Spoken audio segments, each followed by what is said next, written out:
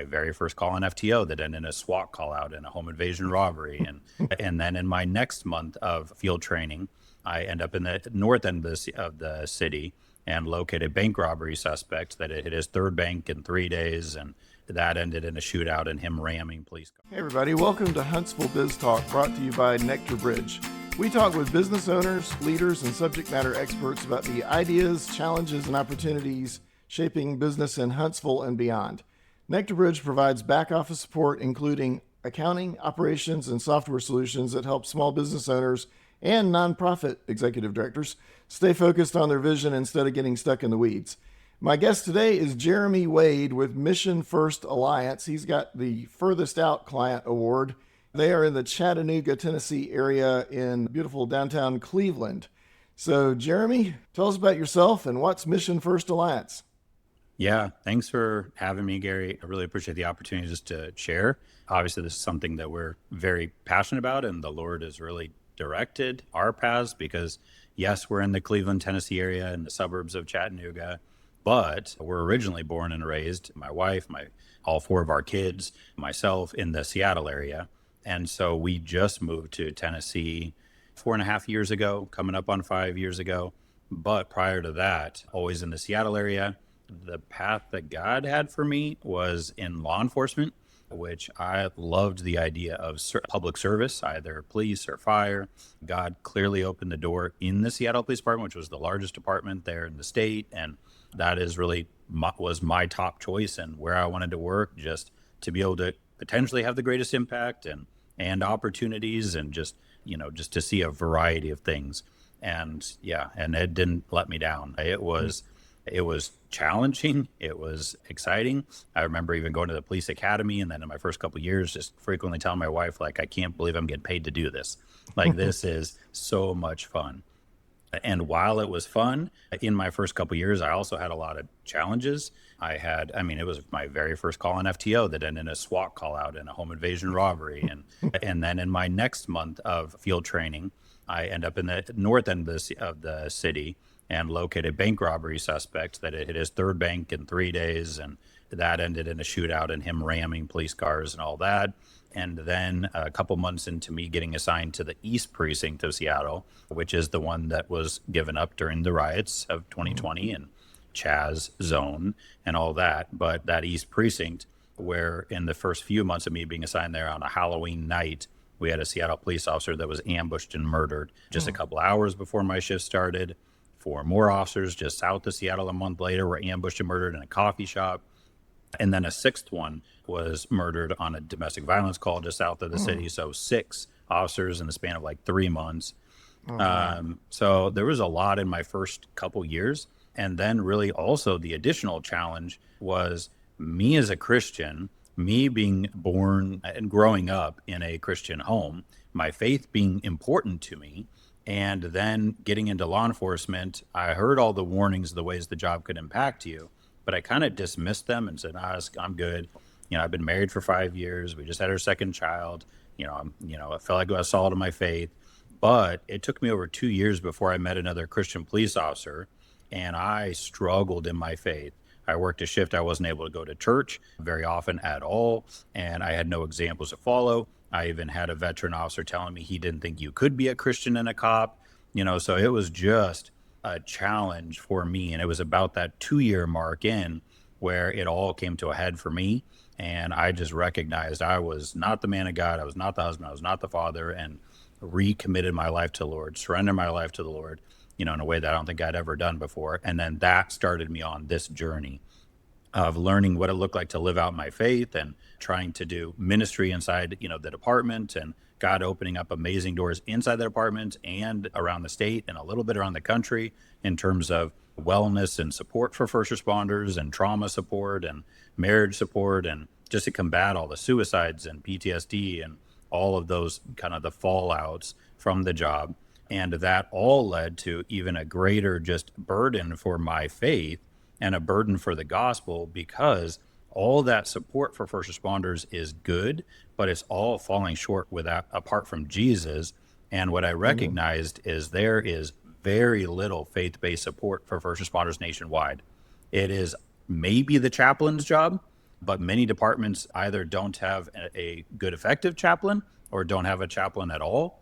And then most first responders don't know how to live out their faith and may not have examples to follow, even moving here to the Bible Belt. I talk to police and firefighters all the time that you just recognize the challenges and that they still feel alone in trying to walk it out. Yeah. Yeah. I'll say this briefly about when you said that a law enforcement officer that you were working with said, I just don't think Christian can be a cop. Unfortunately, growing up, I sometimes heard that from the church side. I was attending a church that we had some members who were basically pacifists, and I won't get into that whole life philosophy or theological idea there, but suffice it to say, they just didn't believe that a Christian could carry arms for any reason, and didn't really think that through as a child too much. But as I've gotten older, I've thought, well, this world's going to be in a mess if we don't have any Christians who are cops or military or the like. We really need that influence in those institutions. How does Mission First Alliance support? What are some of the concrete things you're doing to achieve the objectives you talked about? Yeah, great question. And even to your point, I love trying to bring awareness to this because I do believe from my experience that this is one of the greatest unseen mission fields in our country today that are in all of our communities, in our backyards. And there are over 4.6 million first responders nationwide. And their family members on top of that are equally impacted by the jobs. And then kind of to your point, from the church, I think that there needs to be an awareness. These are God ordained positions. I mean, you look at Romans 13 and, government and authority that God has, again, prescribed and ordained. And you see in 1 Corinthians 13:4, where it says, for he is God's servant for your good. That is, he is describing essentially the law enforcement aspect, but really I would equate that to all public service. Yes. So yes, these are God ordained professions. There is a huge mission field. We believe that less than 10% of those 4.6 million first responders are Christians. And it is a small percentage that are really rooted in their faith and living out their faith. So among the first responders, but then it's a mission field if we have an opportunity to reach them, and they have the opportunity to bring hope and light into the darkness. I mean, they are the first ones serving the darkest corners of every community across the country. Well before a pastor, well before a social worker, well before anyone else. They have an opportunity, if they have hope of Christ, to be able to take it to their communities. But what we're doing with Mission First Alliance, some of the gaps that we recognize, because I was a part of a lot of local and national ministries nationwide, is we just saw so much isolation. We saw isolation among the first responders and family members that feel like they're the only ones and struggling to live out their faith. We saw the isolation among chaplains. We saw the isolation among the ministries that are trying to serve and support them, feeling, I heard over and over again around the country, that felt like they were the only ministry trying to serve and support first responders nationwide. They weren't aware of any of the others out there. And then we saw that same challenge and isolation even among the churches, just to be able to recognize that this is a mission field and how to understand the culture and how to, effectively reach and support them. First and foremost, for those who are in their church and then in their community. So through that, we set up a national gospel-focused first responder alliance with Mission First Alliance. And the alliance has already grown international to Canada and Australia and South Africa as well, just by word of mouth. And in the first 3 years, God is doing an amazing thing, just bringing together, just uniting. And our focuses are to be uniting, equipping, and just bringing awareness to this as a mission field. We want to be uniting the body of Christ. We want to be uniting the first responders, the Christian first responders, the ministry leaders, the chaplains, just all those who have a heart to reach them and bring them real hope in Christ. So we do as much as we can in terms of events, whether it's monthly virtual gatherings, whether it's leaders summit retreats around the country, whether it's our national networking conference in Chattanooga, Tennessee every September. We just started a podcast as well to be able to tell those stories, bring awareness to those that have been there, done it, living out their faith, or trying to support and reach them. How can we do this? So we're just trying to do through the Alliance what we can to bring them all together for greater collaboration, encouragement, and support. And it is amazing to see what God's doing. In the first 3 years, nearly 300 Alliance members, almost half of those are organizations trying to reach and support first responders for Christ. And then the other half are first responders themselves and spouses and chaplains, and just so many new ministries and conferences and collaborations and books and studies and things that are being done. And we really do see God moving and think that there is a gospel movement going on around the country, from men and women that are giving their lives to the Lord, they're getting baptized, that have tried to do all of the wellness stuff and it's still falling short, and they're still searching for hope. So we are excited to see what God is doing. Great. So to kind of underline all that, your mission is to help the people who are helping the people primarily. And I'm going to put links in the show notes to your website, your podcast, which I'll take a moment to say I have major studio envy. My wife and I came over and visited with Jeremy and his wife, Katrina, a month or so ago, and I saw the room they're doing their podcasts in, much higher production quality than this one. But so you're doing great work there. Thank you. And of course, this will roll right into the question about how you're doing it financially. We're privileged to help you guys with basically bookkeeping, software integration. So I wanted to talk a little bit first just about, you've already really covered who's giving. When you go to their website, you have a web form. So that enables some donations from individuals, which can be one-time or recurring. Obviously, you get funds given to you directly by individuals and organizations that are able to give you larger amounts. So tell me a little bit about Little Green Light. That's the environment you guys are using to collect and keep your donations organized and so forth. So how is that helping you? Yeah, there's a huge value for a nonprofit to have a donor management system, a system that both can support the online donations to be collected, but also just to manage it almost like a CRM system, to manage it like a system just where you can build better, effective, to build relationships, to follow up, to support, to do all the work. And then on the back end, just to be able to track and look at, the analytics and all of that to, how you're doing as an organization. So I think a donor management system is valuable. We've done a lot of research on different systems. We've used one other system before this. We are very happy with this as a system now, since we switched to it at the beginning of this year in 2026. And it was recommended to us by another nonprofit in Chattanooga. So yeah, I think it's very valuable. And then to have that system that can be integrated both with your website, can be integrated with QuickBooks, can be integrated with your email system as well, right, which ours is. So again, yeah, it's very valuable. Great. Yeah. And what you said about using that as a platform to keep in touch with your supporters, that's where the really human touch, when you say donor management system, that sounds clinical, but this is the way you are keeping in touch with the people who are supporting you and delivering some of that content and keeping them informed of what their donations and support have brought about. So that's all very important.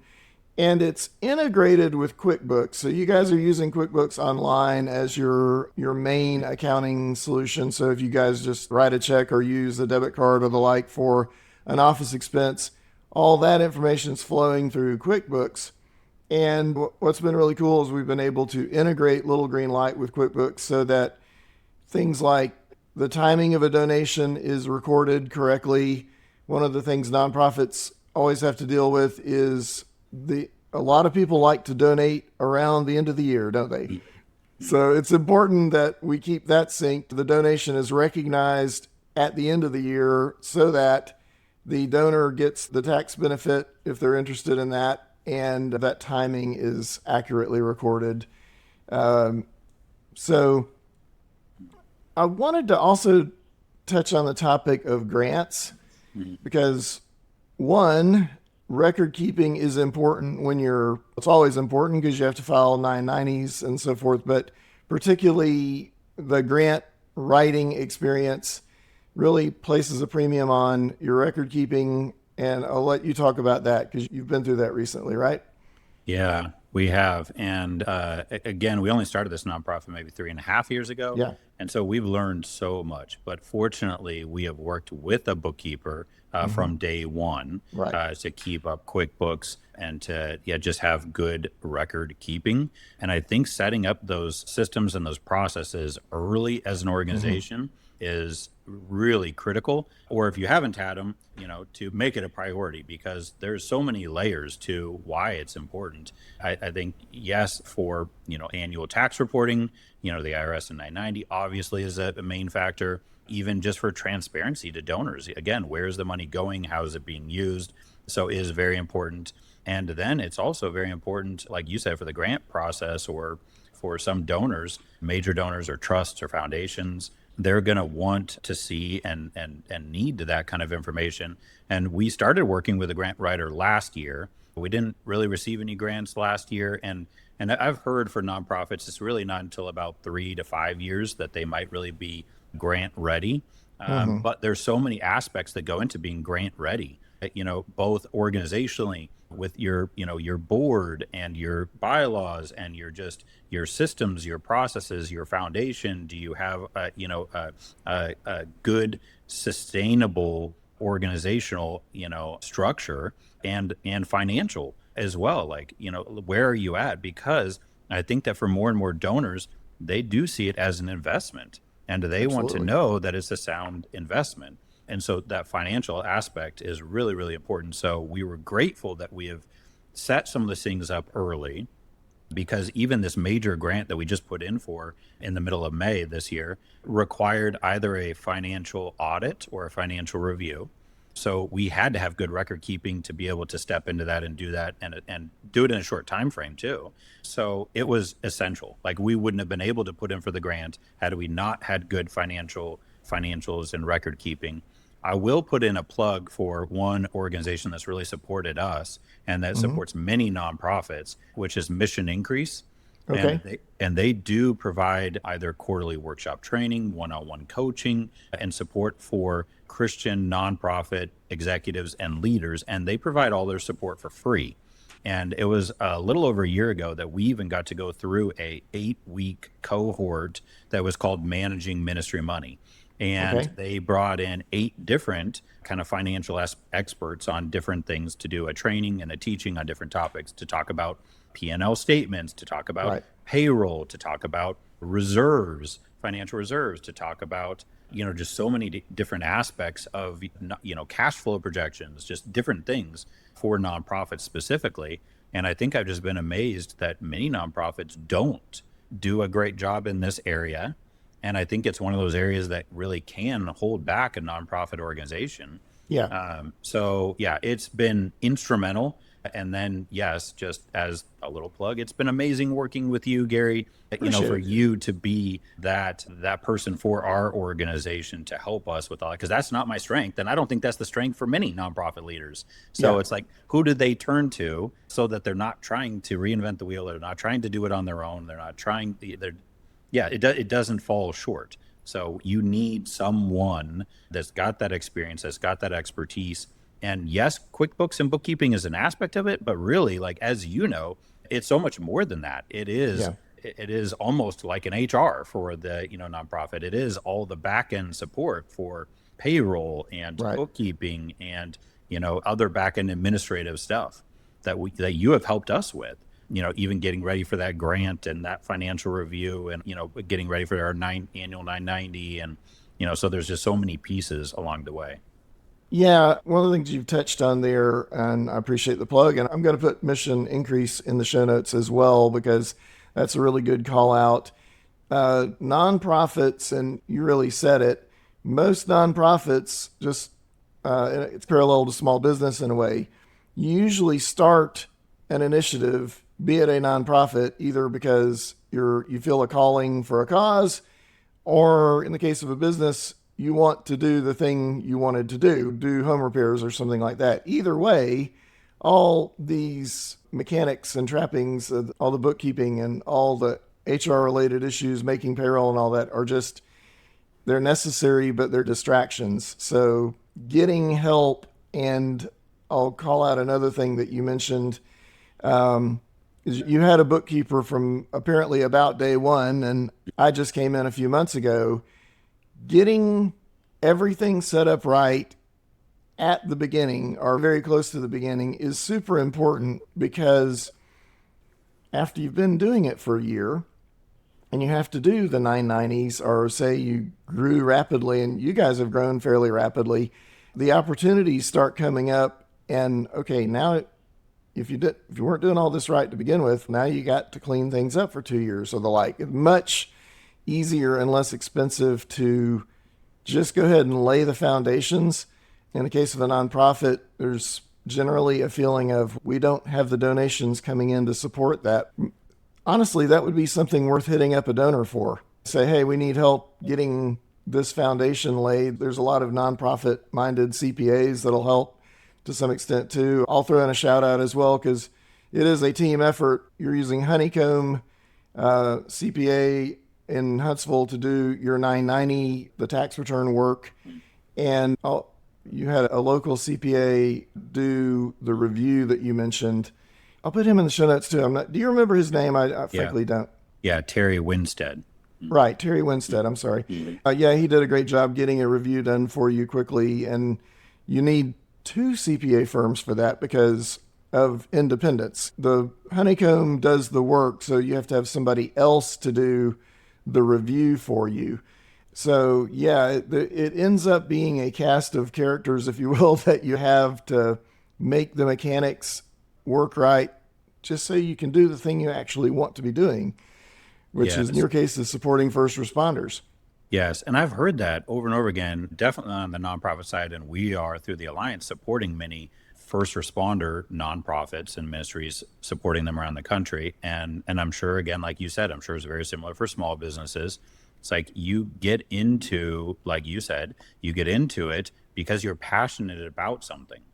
You don't get into it to do QuickBooks. Nobody, starts the business or the ministry or the nonprofit to do all of that, like back end. But like, I think there is an aspect I've heard of, like doing the work to do the work.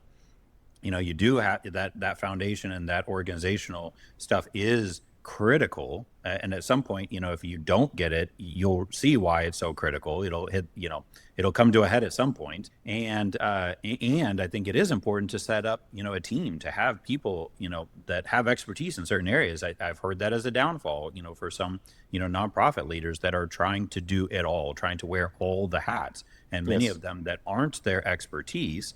And it just spreads you so thin. It's not sustainable. It's not doable. So like, you do have to lean on other people. I heard it even recently, from a nonprofit coach, essentially, just saying that that's one of the greatest failures for a nonprofit leader is, if there's a problem, it's almost like trying to fix it themselves. Yeah. Because it's probably not in their expertise, and they're going to spend and exhaust a huge amount of time and effort and potentially money trying to figure it out themselves, versus just leaning on one of those experts, to come alongside them and partner with them and do it. And I think that you have to learn to build a team and to delegate in order to grow. Absolutely. There's a ton of resources out there. You mentioned Mission Increase. There's an organization in Huntsville. I'm sure you have similar organizations in Chattanooga, Cleveland area. The one in Huntsville is called Community Foundation. And they actually, among other things, they match donors with nonprofits. There are people out there who are they're interested in causes, but they don't want to start a nonprofit of their own. They have the financial means to support something, and honestly, they're looking for what is already out there that would match what's in their heart. And so there's that community foundation also does things like sponsor a conference every year in Huntsville to provide some of that same coaching and seminars and so forth, like you've described getting from other sources. So the takeaway there is there's a ton of help out there. If you're running a nonprofit or thinking about starting one, there's just a lot of resources out there. So as we begin to wrap this up, the question I always ask everybody at the end is, What's a question you wish I'd asked you, or is there anything else you want to get out there on the table before we wrap it up? Yeah, no, I just think, and I just appreciate any opportunity just to bring awareness. Again, this is something that we are really passionate about because both we have lived it, for me serving in law enforcement, and then I've come alongside so many first responders around the country and just seen the devastation is, again, they get into these careers to help people. I mean, it's like that is the number one answer why people generally get into public service careers to help people, to serve their community. And I genuinely believe that that is why they get into them. But there is a real cost, for this and serving. But I don't think that that cost has to be their family along the way that they're sacrificing. It doesn't have to be their health, and it doesn't have to be their life, but that is the trajectory of so many careers because they place their identity in what they're doing. They are trained early on that, that we are in control, that we help others, we don't ask for help, that we don't have any weaknesses. And again, that's just not sustainable. And as a Christian, like that is not what it looks like to be a Christ follower. So our heart is that so many more first responders and their family members would find real hope in Jesus and see their jobs as the amazing mission fields they are. I love kind of when God started to get a hold of me in my life to see the opportunities in me. And then I've heard it from some others that finally kind of get to that point and they say and realize that it is such an amazing mission field. Every single time you answer a 911 call, there is someone on their worst day that you have an opportunity to go love and support if you're in the right place yourself. So yes, we're just excited just to bring awareness to it. And then even when it comes to, like you said, whether it's fundraising or whatever, we just see it as a ministry of fundraising that we're excited to invite in the body of Christ to partner with us. And whether that is being a prayer partner with us and we have a prayer team, or whether that's a financial partner, whether that's a volunteer, whatever it is, like we're just excited for more and more of the body of Christ to see this as a mission field and want to step into it and partner in whatever way we can. Outstanding, and amen. Happy to be working alongside with you in some small way, and I appreciate you coming on today, Jeremy. Yeah, thank you, Gary. You are a big part of the team. We are very grateful that you are a part of the team and helping us with all that you are. All right, great. Talk to you soon. Thank you.